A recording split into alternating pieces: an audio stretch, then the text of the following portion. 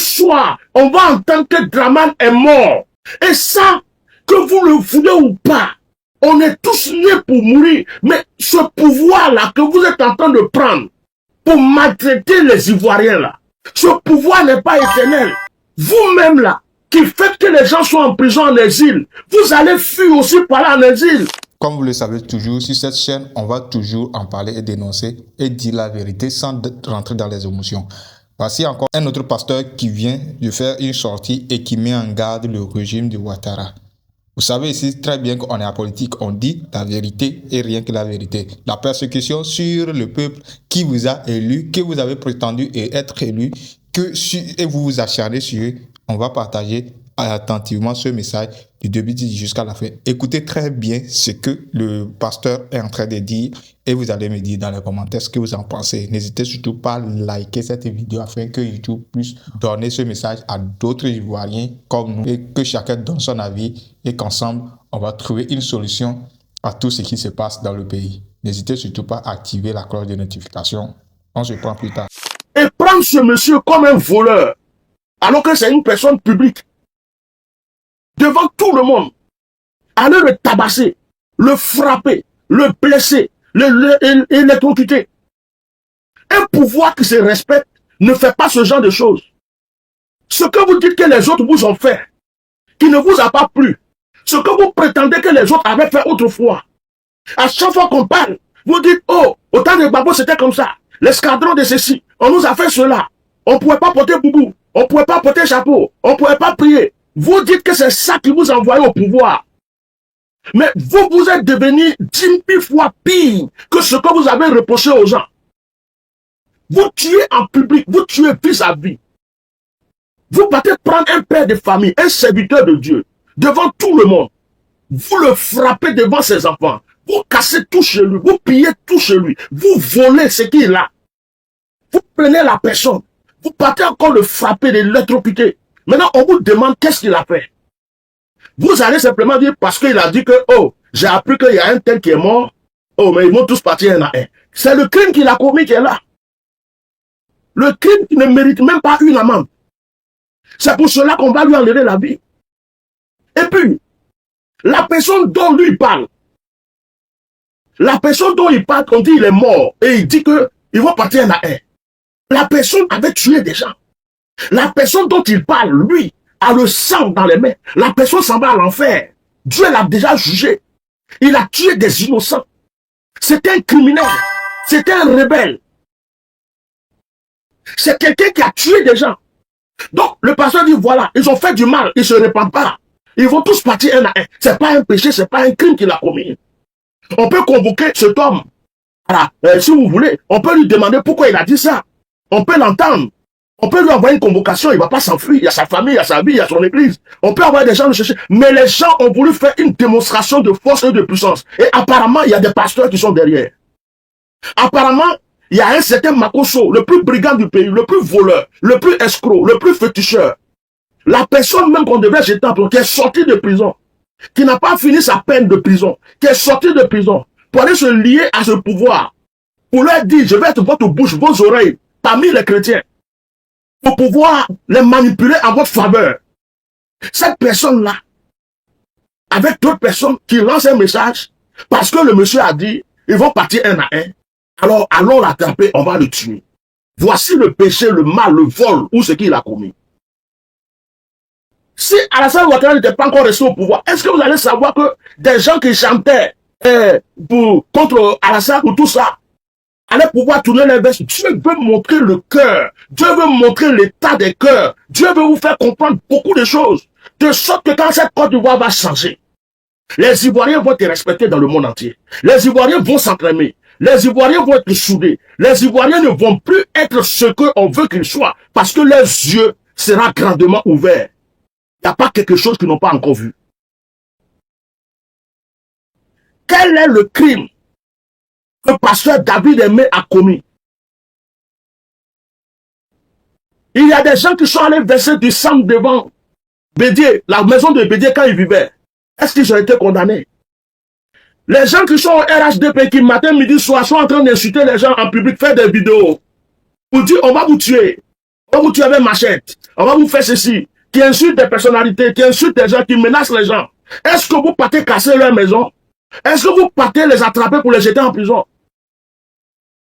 Ceux qui agressent au nom de votre parti, ceux qui tuent au nom de votre parti, ceux qui insultent au nom de votre parti, vous ne les voyez pas.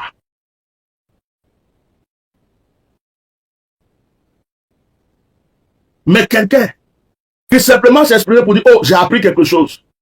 Je ne sais pas si c'est vrai, si c'est faux, mais ils vont partir un à un. Ça, c'est plus que aller couper la tête de quelqu'un pour jouer au football.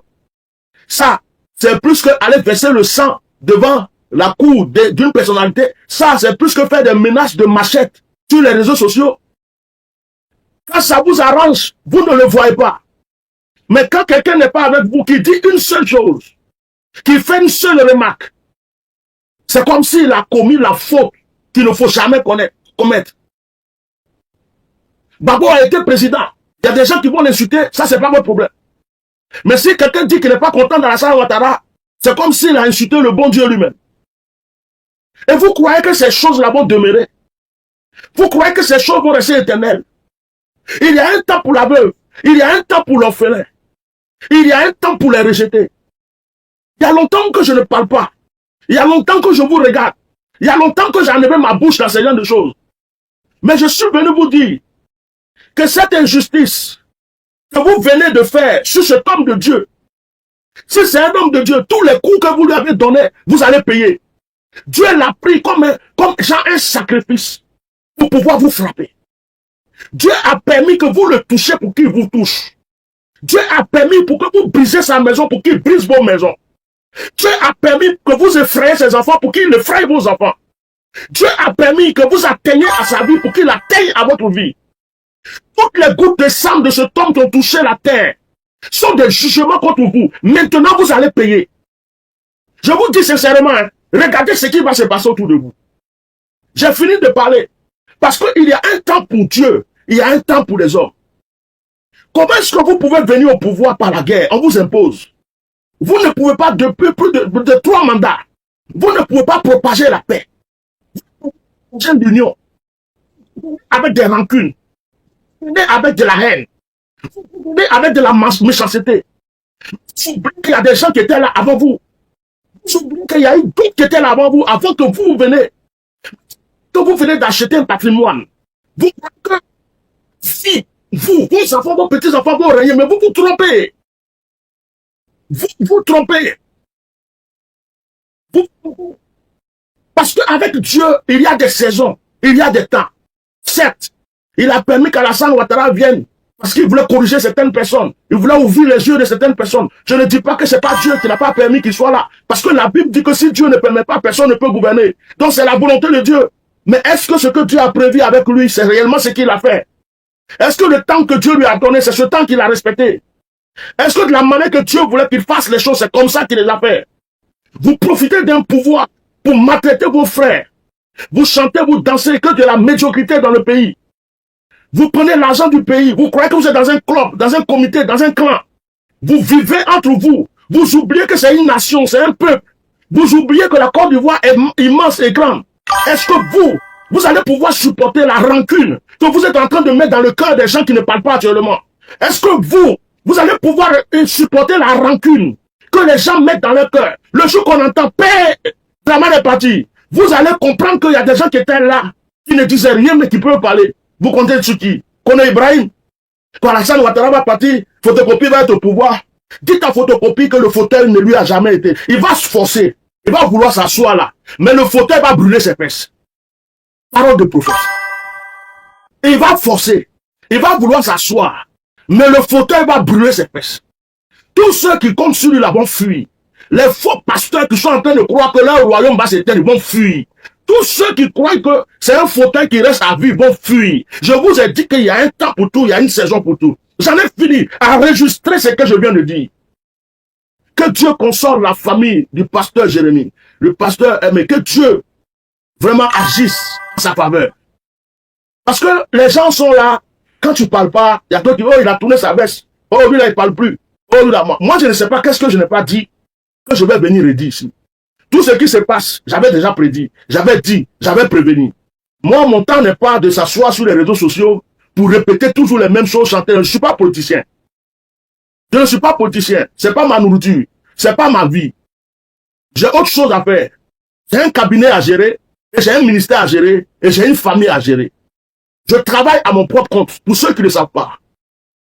J'ai mon cabinet, je travaille à mon propre compte. Pour ceux qui pensent que, oh, Dieu, ceci, cela. Je travaille à mon propre compte. Je suis déclaré et je travaille à mon propre compte. J'ai mes activités, je ne vais pas vous le dire, je ne dis pas tout ce que je fais. Et je suis serviteur de Dieu, et je soutiens des églises, je soutiens des hommes de Dieu. J'ai une famille, j'ai beaucoup de choses à faire. Et je n'ai pas le temps de venir m'asseoir sur les réseaux sociaux du matin au soir pour parler de politique. Je ne suis pas politicien, j'ai jamais voulu faire la politique et je ne ferai jamais la politique. La politique ne m'intéresse pas. Je parle de la Côte d'Ivoire parce que c'est dommage. Et que les gens auraient donné des conseils, ils n'écoutent pas. Depuis ce temps qu'on vous dit de prôner la réconciliation, vous êtes là, vous faites le pouvoir du plus fort, l'abus de pouvoir, vous maltraitez, vous continuez. Et à un moment, toi, c'est trop, ton propre enfant que tu as mis au monde. Tu vas le frapper tous les jours, un jour, il va te gifler. Ta propre femme qui te respecte, parce qu'elle est tellement sainte, humble, tu vas la maltraiter, quand un jour, elle va t'insulter. Elle va prendre quelque chose pour jeter sur toi. À un certain moment, il faut se calmer. Vous avez commencé, vous avez fait, vous continuez de faire, vous exagérez. Actuellement, là, où on parle là, où Alassane Ouattara lui-même est entre la vie et la mort, où vous ne faites que le requinquer, vous le boostez un peu pour le mettre en public, rapidement il va se coucher. Vous le mettez en public, il dort pas la nuit, il souffre. La famille, vos avis comptent vraiment dans les commentaires. J'aimerais vraiment vous lire et ensemble, on va voir ce que chacun de nous pense par rapport à cette situation. Dites-moi dans les commentaires. Écrivez ce que vous avez pensé, ce que vous pensez également et quelles solutions prévoyez-vous dans les commentaires. Surtout, likez abondamment cette vidéo. Une vue, un like, ça fera que YouTube puisse passer cette vidéo à d'autres personnes afin que ensemble nous allons comprendre vraiment les messages parce que la situation actuellement, ça peut arriver à tout le monde. Il faut que chacun prenne ses précautions. Dites-moi dans les commentaires, surtout, likez, partagez et activez la cloche de notification pour ne rater aucune des prochaines vidéos. Comme d'habitude, prenez soin de vous et profitez de vos familles. On se prend plus tard. Ciao.